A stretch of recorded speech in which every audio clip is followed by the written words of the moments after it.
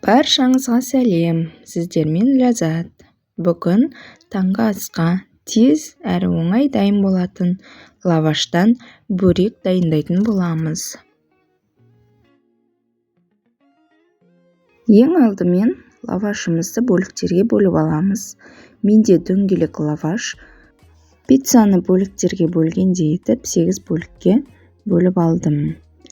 Кез келген лаваш түрін қолдансаңыздар болады. Отбасым үлкен болғандықтан көп көлемде дайындаймын. 5 лаваш пайдаландым. 5 лаваштан 40 бөлік шықты. Енді салмасын саламыз. Салмасына мен тұзды ірімшік пайдаландым. Басқа да кез келген ірімшіктің түрін қолдануға болады. Немесе сүзбе, колбасаны да пайдалансаңыздар болады. Лаваш бөліктеріне салмасын салып, видеода көріп тұрғандарыңыздай етіп орайсыздар. Шұңғылдау тарелкамызға жұмыртқамызды жарып, үстіне тұз салып, жақсылап араластырып аламыз. Енді дайын болған жұмыртқамызға бөріктерді аунатып, май құйылған қызып тұрған табада қуырамыз. Майды көп құюдың қажеті жоқ.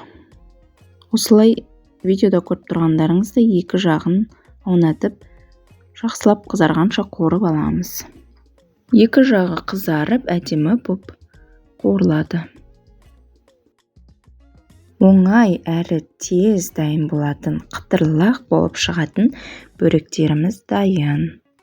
Менің балаларыма ұнады. Сіздер де міндетті түрде осылай дайындап беріңіздер. Видеоны соңына дейін қараған болсаңыз, каналыма тіркеліп, лайк басып, комментарий жазуды ұмытпаңыздар. Каналымда басқа да жаңа рецепттер күтіңіздер. Ас болсын!